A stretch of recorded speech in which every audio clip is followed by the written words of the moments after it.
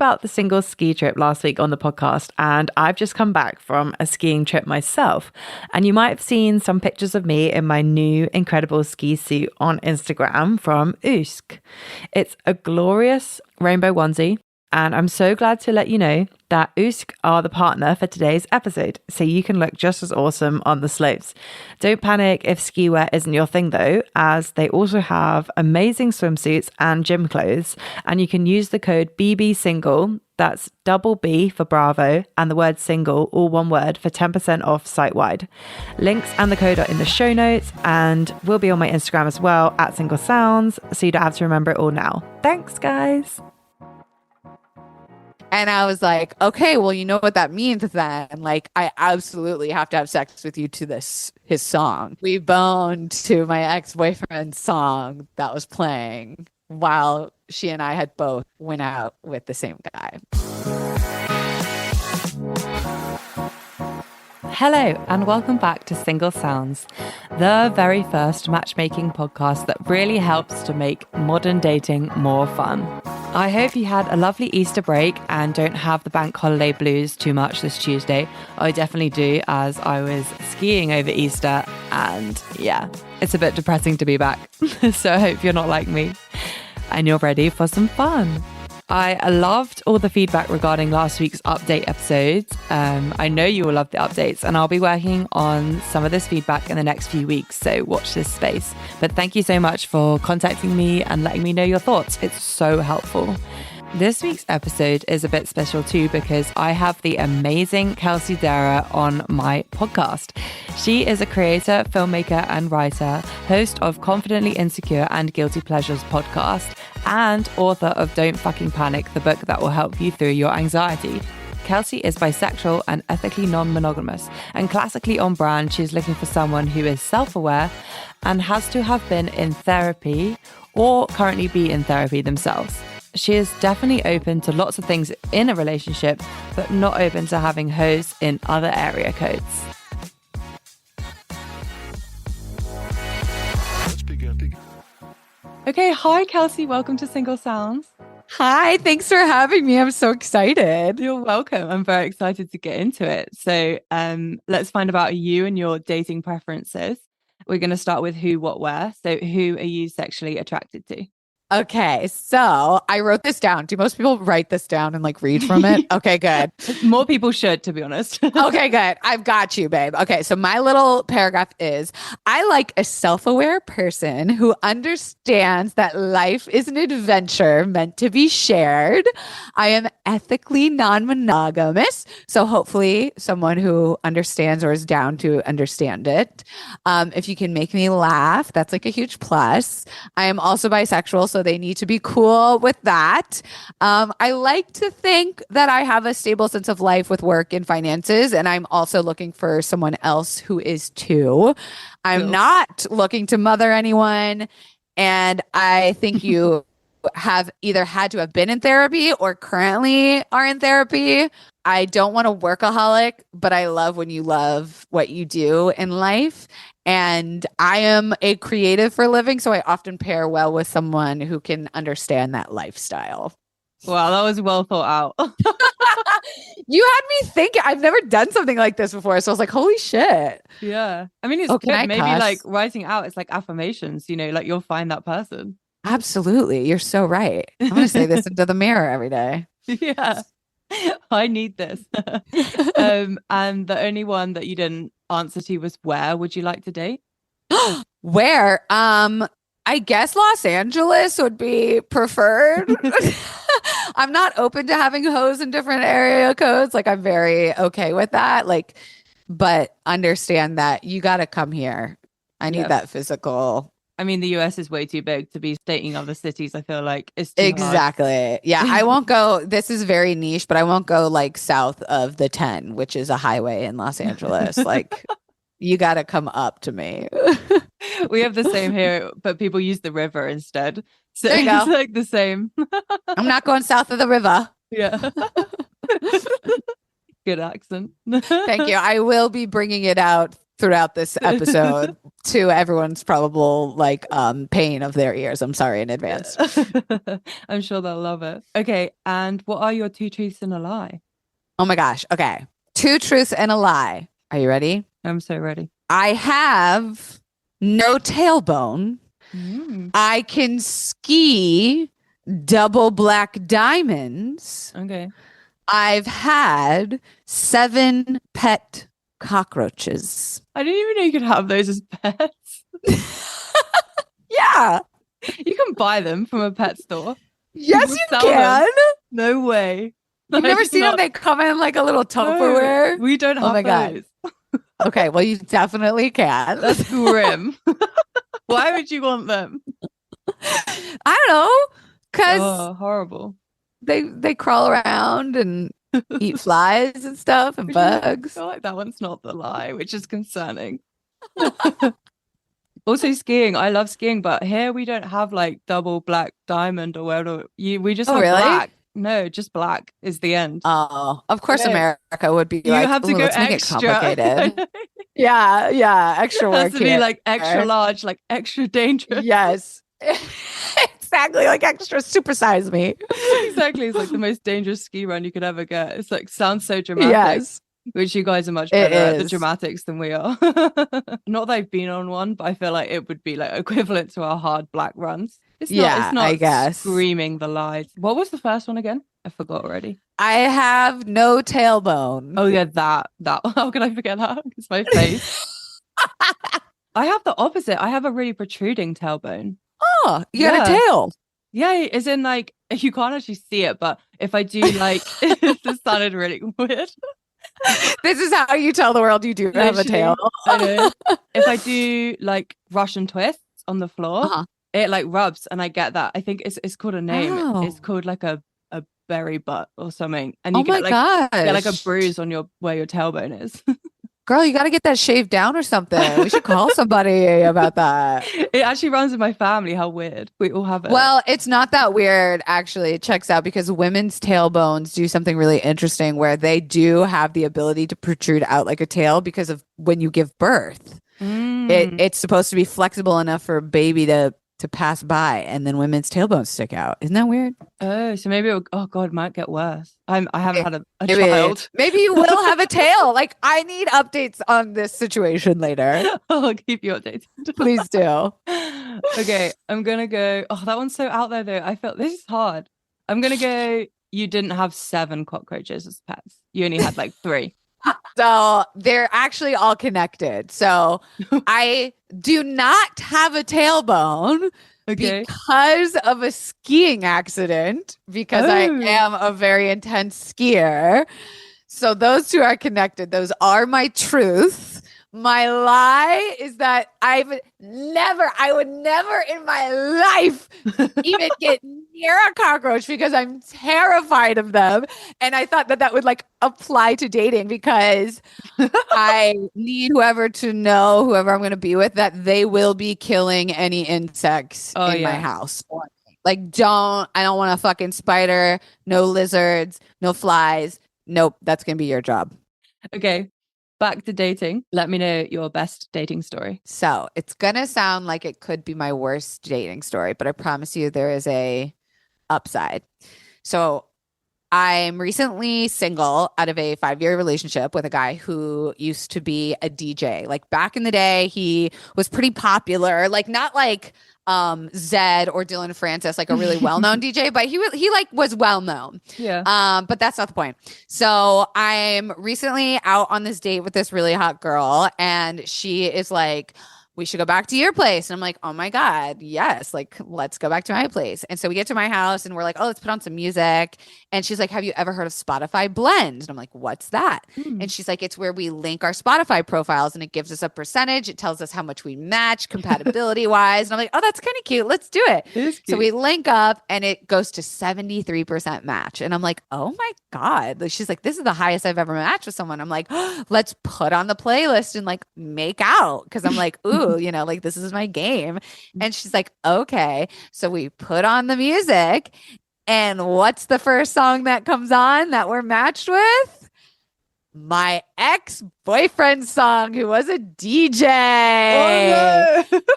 And we had just started kissing, and I pull back and I'm like, do you know this song? And she's like, yeah, it's by this DJ so and so. And I'm like, yeah.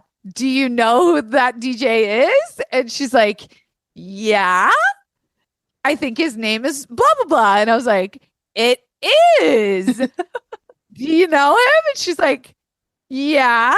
Do you know him? And I'm like, yeah, because remember how I told you I just got out of a 5-year relationship and now I'm like dating again? And she's like, oh my God, this is awkward now. And I'm like, oh no, did you also have sex with them?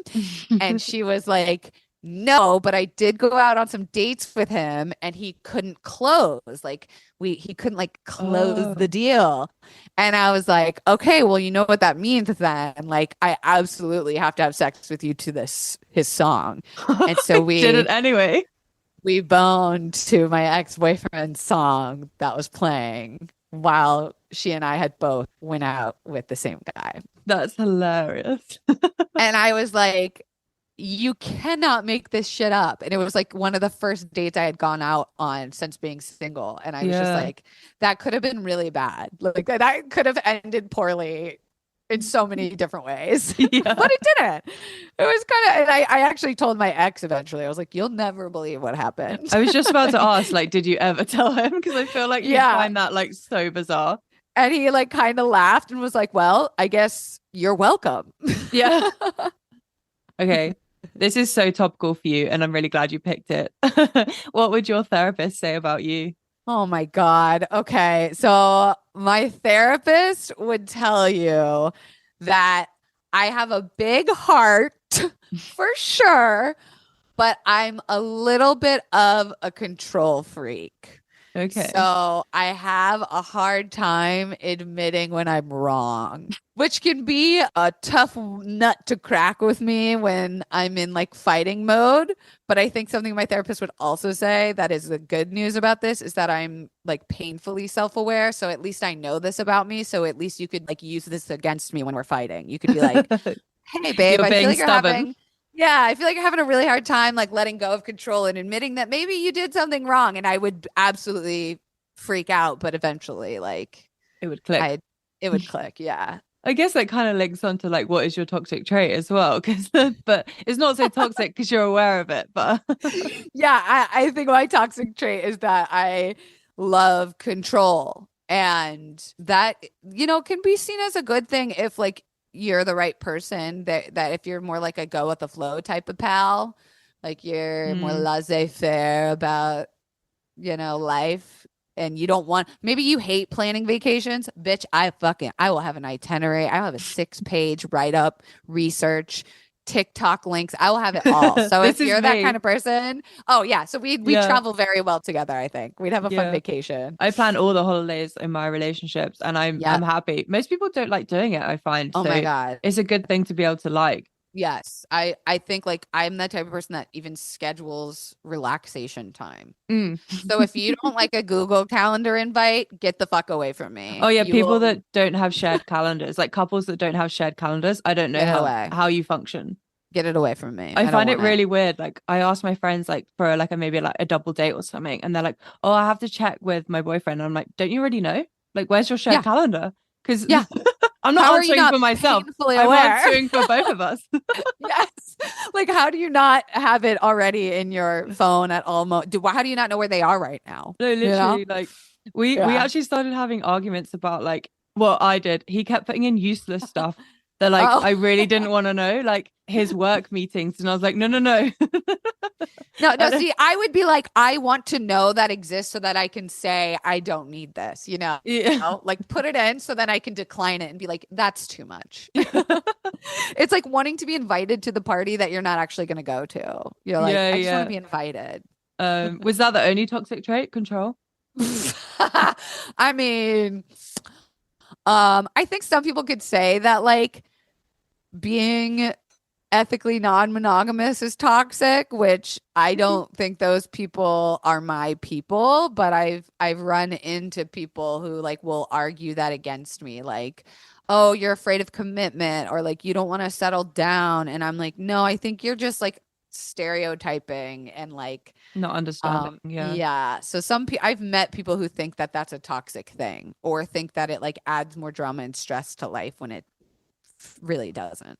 Yeah, it would only do that if you were making it do that. Right. Like if you're not down, then that's going to be Yeah, toxic for you. I feel like those are the sort of people that are thinking like they'd be really insecure, jealous, like all the negatives that they think they would experience with not Yeah. being monogamous.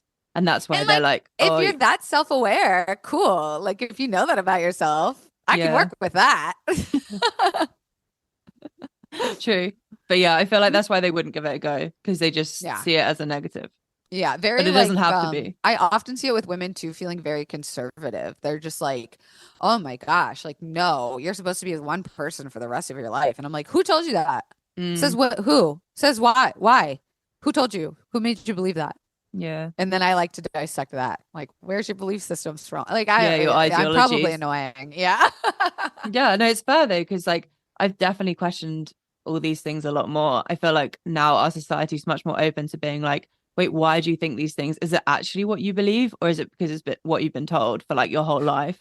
Girl, with that hair you're working with, you should be fucking multiple people at all times. Like you should be out on the town with that blowout girlfriend. Thank you. My 8-day-old blowout. It's giving. I love it. And what are your non-negotiables when it comes to dating? Okay, this is gonna sound so snotty, maybe, because you Europeans are Europing over there, but you cannot be a cigarette smoker or a Oh no, vapor. I don't do that either.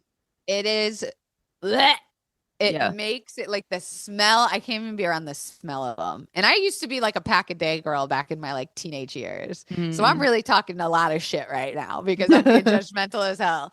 But there's something about a cigarette smoker that I just think is so out of touch. Like I'm Yeah. just like, whenever I see someone who's attractive smoking a cigarette, I go, oh my God, do people still smoke where you are? Like people still smoke? That's so vintage. Like, ew. Like I try to make them feel like Vintage. shit. Yeah. So old-fashioned and weird. Yeah, I try to make them feel weird and bad about it. Like, But do then you know when I you're like, killing yourself? yeah, when I went to You're aware. Europe, people were like, fuck off. Like they were like, it didn't land the same in Europe as when I did it in Los Angeles, you know? Okay, final question. What's the best advice anyone's ever given you? It was the best advice I ever got was to stop faking orgasms. It's not helping Anyone? you or the other person. No. It does nothing for nobody. Yeah. The exploration and the pleasure you can get from even talking about not orgasming during sex with someone will open up your fucking world in a way that is going to deepen your connection tenfold. Yeah. It Yeah. literally is like a lack of communication, as in Yeah. like it's kind of like a weird way of actually just, yeah, not communicating with your partner, just Yes. lying to them in a really bizarre way that's not going to Yeah. benefit anyone. Like you said, I think Yeah. like, especially when you're younger, you think you're doing it to Wrong. please someone and Yeah. like, and it'll make them feel good. And then maybe like they'll improve, but it's so counterintuitive because they're just going to Yeah. do it again because they think Yeah. you like it.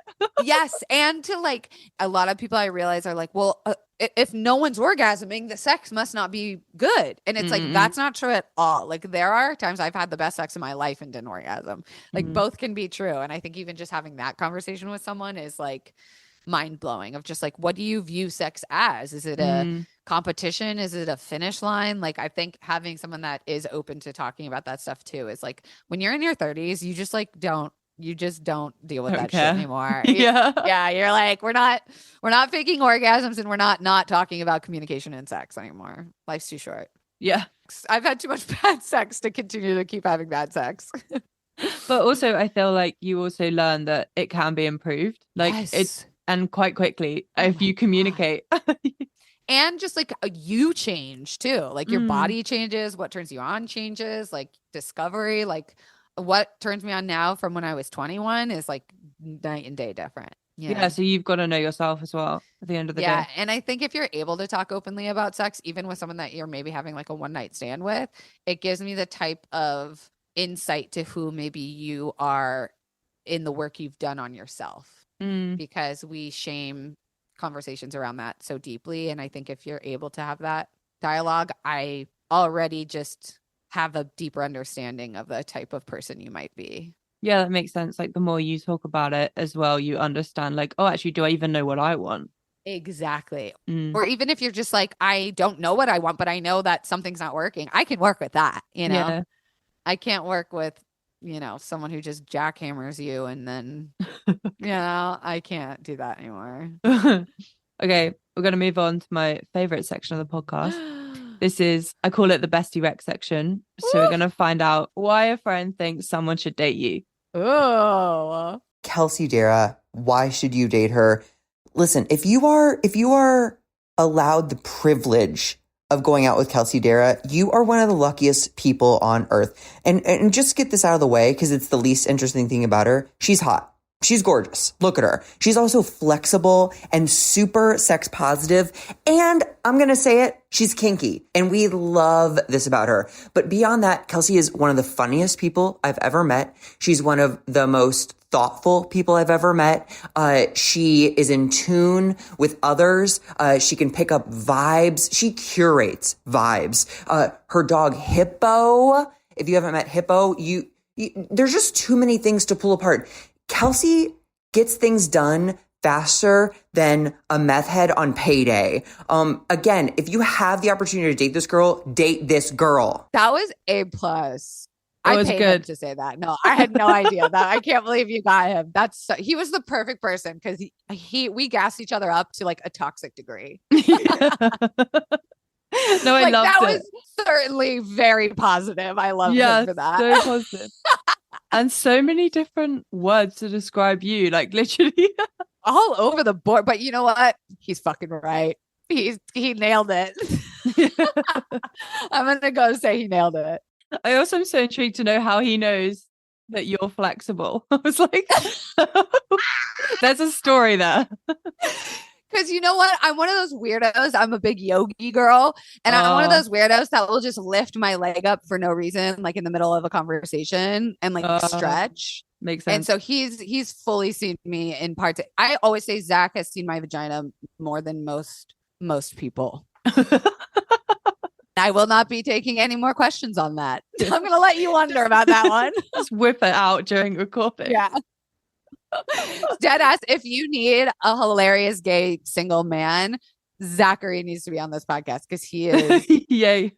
he is stupid funny. Like, stupid funny. I love his energy. He's fab. Oh, good. Yeah, I also he's just great. loved how he got so passive aggressive at the end, being like, what are you doing?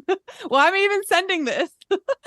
You know what though? That's how we are. I told you, we're like toxically gaslighting each other at all times of the day, of like, I don't know why billionaires aren't trying to fuck us. Like, why?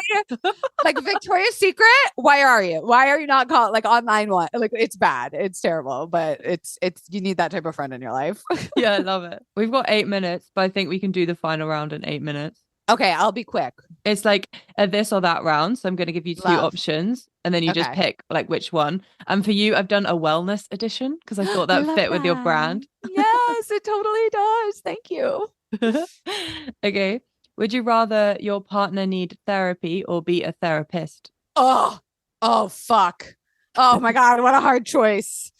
I think everyone needs therapy, so I'm going to go with needs therapy. Yeah, okay. Yeah. I think them being a therapist might be really intense. Free, but I don't think you want your partner to be the person you confide in. My butthole tightened a little bit when you said that. And I feel like because of that biological response, that means no for me. That's the answer. Yeah. Okay. Would you rather sleep for an hour or read a book for an hour? Read a book for an hour. I love reading. I love getting lost in the book in the hammock outside. And I'm a freakish reader. I read books. I'm reading like 4 books at the moment. Oh, really? Wow. At once. That was an easy one for you then. Yeah. Okay. Would you rather your partner be obsessed with astrology or crystals? Oh shit, they can't be the same. I think astrology, because I feel like I can bring the crystal knowledge. I do always want to learn more about astrology. So that's something I'm like actively trying to practice in my life. So I'm going to go with astrology. I love that. Oh, this is so fun. This is the funnest podcast. Oh, I'm glad. Yeah, I've never had to like think about this stuff, and that's really fun. I'm glad. I would go with astrology. I actually know nothing about crystals, but oh really? Yeah, no. I'll send you some. Yeah. I'll send you a few easy starter stones. Yeah. No, I've always been interested in them. I think astrology is really like fun, and I've always enjoyed like reading about my horoscopes and stuff. So what are you? What's your big three? Give them to me. I'm an Aquarius. Do you know your other two? I do, but I forget them. That's okay. That's very Aquarius of you. Yeah. One of mine's Cancer. Oh yeah, that checks out. Yeah. My rising's Cancer and my moon is Aries. Ooh, okay. That I like. It makes sense that you do a podcast like this when you're in Cancer, because you guys are very like in tune with emotional behaviors, which like this whole concept is around. Like learning about people. Yeah. Mm-hmm. And and your Aries is giving like hardworking, like matchmaker vibes. Love it. Yeah. This is why I like it. I just think it's really fun. It's really cool. You got that fire and water. Yeah. What's yours? I'm a Leo, Gemini. And if you know anything about astrology, you know that is absolutely batshit insane. Well, so Gemini's like all about like this and that, right?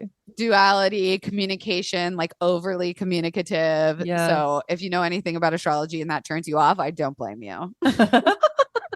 It's a mess. I know. I'm aware. That's all that matters. Yes. Would you rather call a friend or text a friend? Voice note a friend. Yeah, that's fair. I'm on the same boat. Yeah. I love a voice note. I'm a big voice note girl. Yeah. I feel like for us podcasters, it's basically just like mini forms. Shit, you're so right. You're so right. That checks out. We just get to podcast all day long. It's great. Yes, absolutely. And like listening to it. Oh man, you're so right. That checks out. Oh, I like to listen back to my own as well. I literally just had a single guy on, and he said he sends 20-minute ones. And I was like, to me, that is really attractive. I'm like, I will put it on and make a meal. I'll clean the house. I'm like, oh, give it to me. I will listen all day. You're so right. It doesn't scare me. No, yeah, I think it's great. Yeah. I was like, I think girls are going to like that and write in for you for that reason. And final one, would you rather leave a kind note for someone or volunteer? Oh my gosh.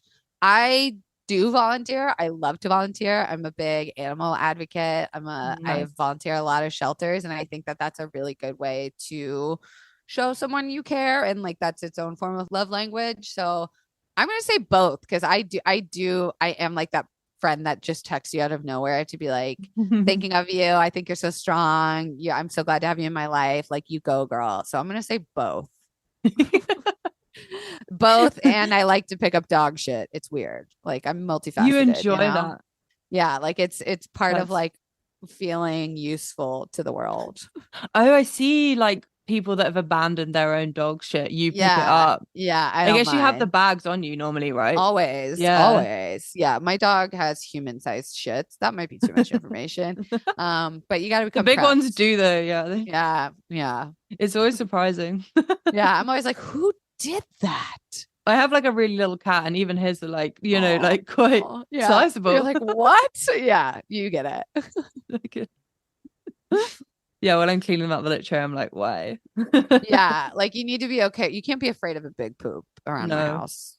Yeah. And I'm not just talking about me. Okay, thank you so much, Kelsey, for coming on. You've been fab. This was so fun. I love it.